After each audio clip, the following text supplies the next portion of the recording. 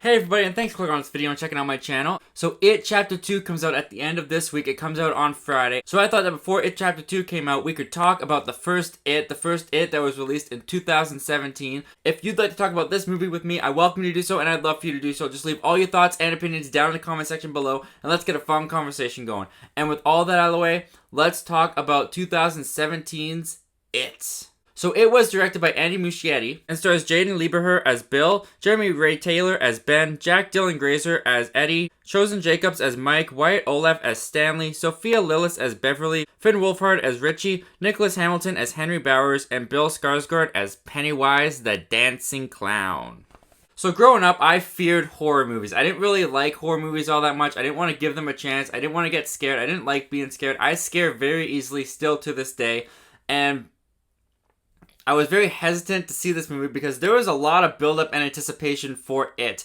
It got praised early on through press screenings. There were reports that even the press were freaking out in the movie theaters. There was also some weird thing going on. I don't know if you guys remember this, but there was like clowns terrorizing people in actual real life, and it was a conspiracy theory that this was like a promotion or PR for it, but that was never confirmed or denied as far as I know. Like this Toronto Clowns page, where one comment reads, "Watch your back, we out here." Dude, do you have a knife?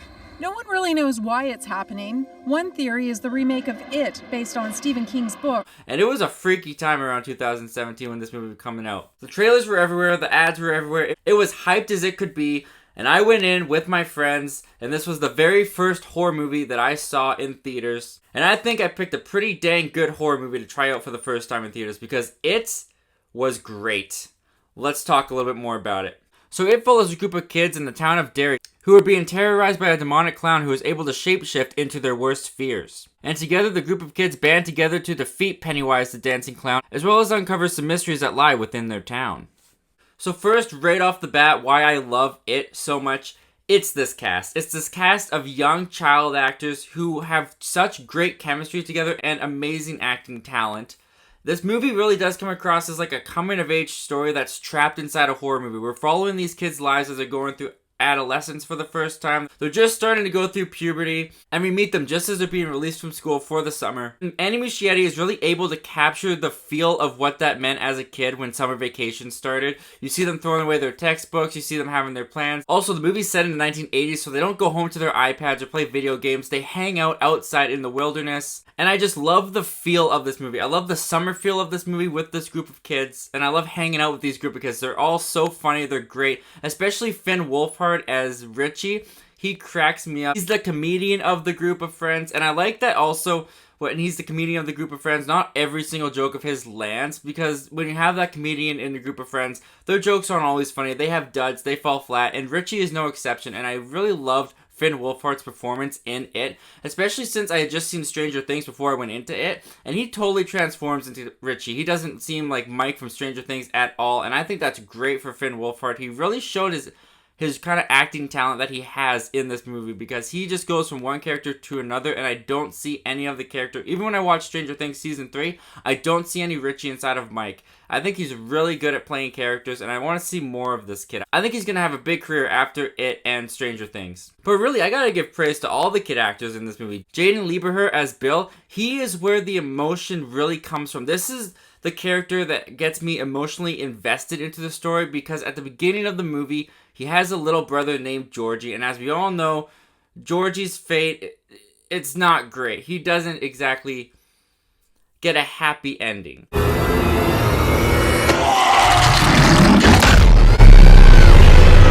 But going back to Jaden Lieberher as Bill, he's got this speech impediment. He's got a stutter that I think he pulls off really well. It's really, really smoothly integrated into his character. It feels very authentic and genuine. And the young actor of Jaden Lieberher really pulled off that stutter without it feeling like he was acting as a stutter. I totally believe that he had that stutter. And I thought he did a great job. And I also love that when he has that stutter, he's going over this like speech impairment practice to help get his speech better, and by the end of the movie, Pennywise kind of uses that to mock him.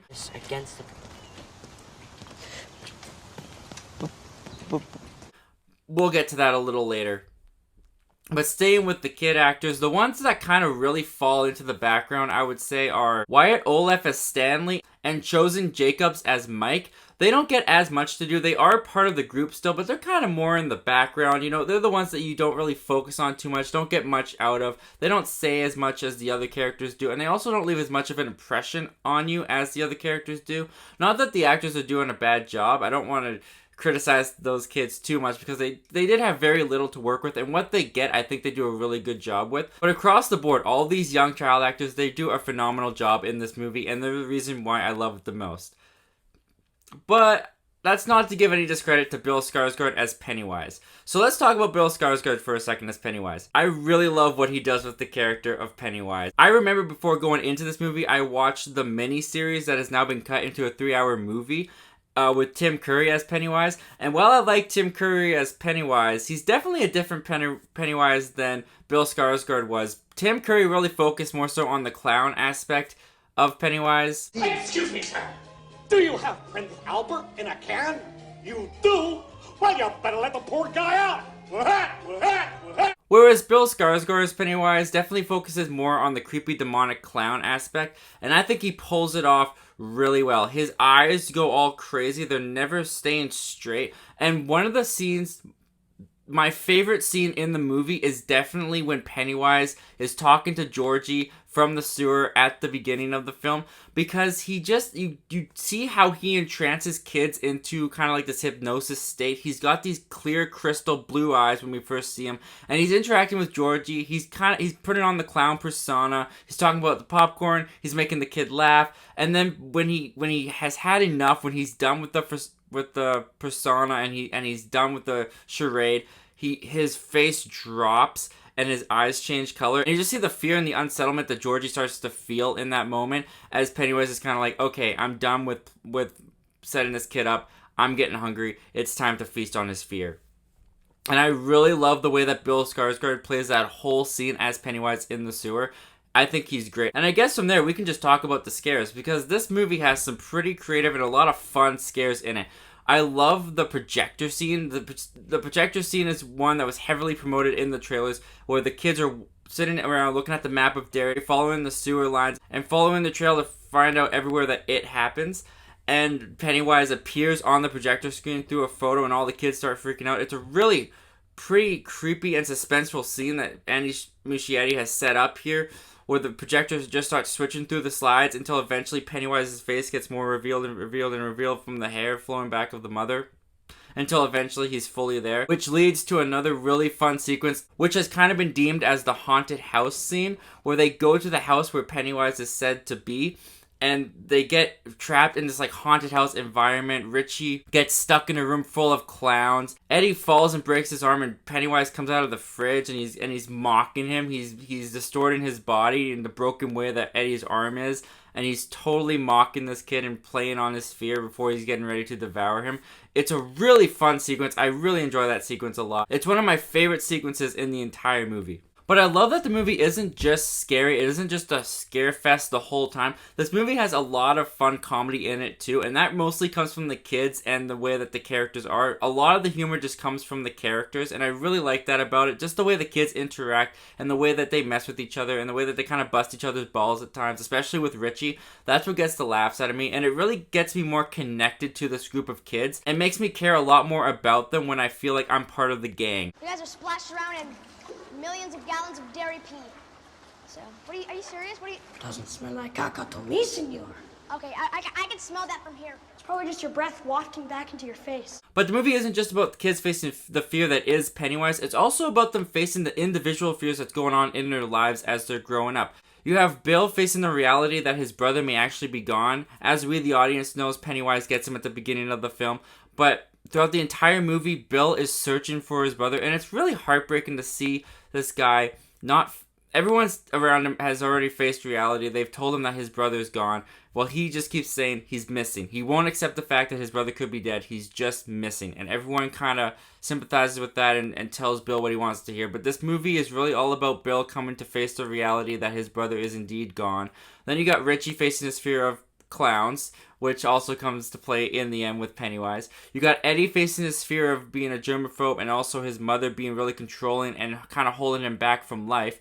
You have Stanley facing his fear of his bar mitzvah and becoming a man, and on the same way, in a more intense way, you have Beverly and her fear of becoming a woman, as well as the fear of her father, who is being really just a little bit too close to Beverly, too touchy. He's really, really creepy. And she's got to face him and overcome that monster in her life, as well as Pennywise. And that's where the movie gets deeper for me, and that's where the movie becomes more than just a scary clown chasing children movie to me. It's the deeper themes and ideas that are going on within this movie that really put it above the bar for me. And that's the stuff that I really love about the movie. Yeah, the Pennywise stuff and all the horror stuff is a lot of fun and creepy in its own right, but watching these characters deal with real life situations and fears in reality that they have to overcome, I really enjoy that aspect the most in the movie. However, it is not a perfect movie, and I do have a couple issues within the movie.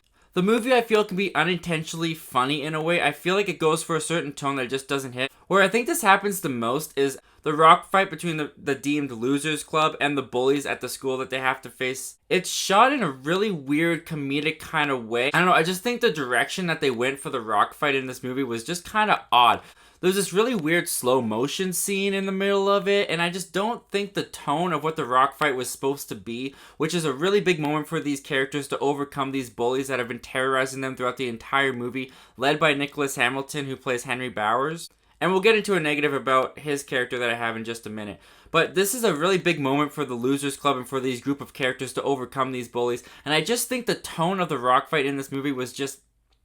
It wasn't hit right. It just wasn't the right tone used for this really big moment for these characters, in my opinion. The other negative I have relates to the bullies again, where Pennywise basically possesses Henry Bowers and gets him to go after the Losers Club in that really creepy scene where he's on the TV, kill them all, kill them all, kill them all, and he kills his dad. I'm not a really big fan of this, and I don't fully understand it. If Pennywise can control people now, why doesn't he just get the kids to like walk towards them and then they'll just get entranced by him and he kills them? Like, I don't understand why he needs Henry Bowers specifically, especially since Henry Bowers in the end doesn't really do anything to stop them or doesn't really get very far in the mission that he has from Pennywise. But the biggest issue that I have with this part of the movie is that Henry Bowers and his bully gang, they shouldn't be in the movie anymore. They should be done because they've already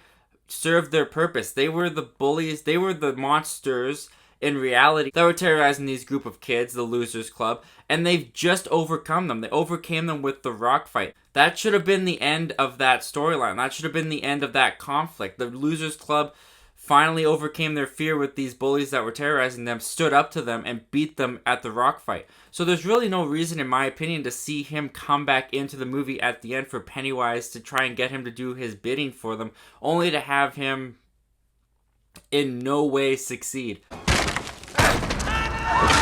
It's just one of the things that, even when I watched this in theaters the first time, I was like, why was he back? Like, I didn't like that part of the movie when I first saw it in theaters, and I'm not a big fan of it still to this day. And yeah, there is some CGI in the movie that is a little weak. I don't want to harp on it too much, because I don't sit during the movie and go, well, that looks dumb, and that looks bad, and I don't like the way that looks. Like, it's just little things that sometimes I'm like, yeah, I can tell that's CGI, that's not actually there. But it rarely ever takes away from the scares, and it rarely ever takes away from the fun of the movie, so I don't want to see it as a big negative, but I do notice it in there at times. But another favorite part of mine of this movie is definitely the end, when the Losers Club faces against Pennywise for the final confrontation as kids anyways. We'll see the final confrontation in just a few days.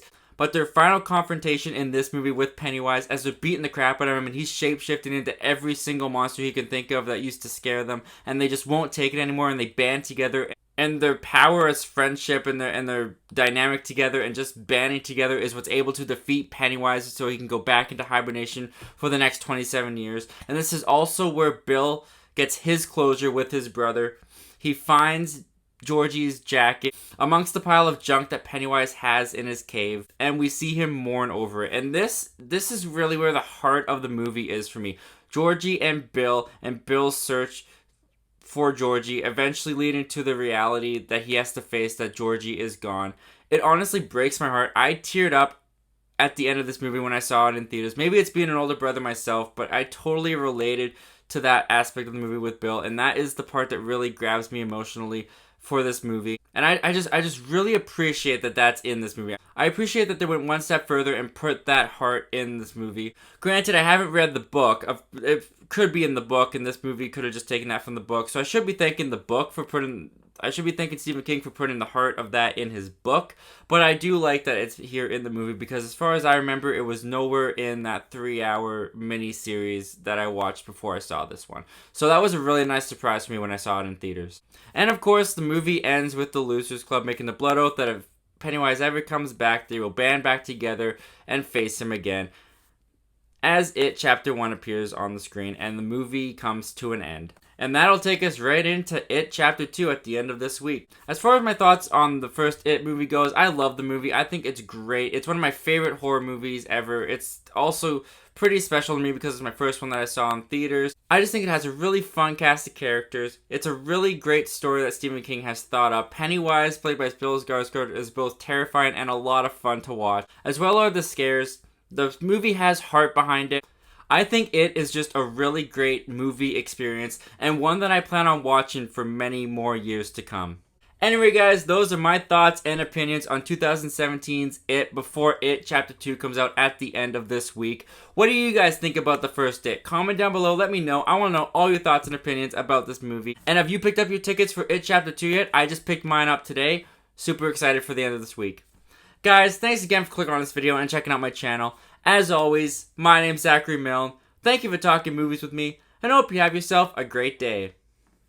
But even between Pennywise and all the other horror aspects of this movie, I don't know about you, but this is the creepiest part of the movie to me. You look just like Clark Kent. I don't know about that. Can I try them? What do you think? Well, how about that? You look just like Lois Lane. Yeah.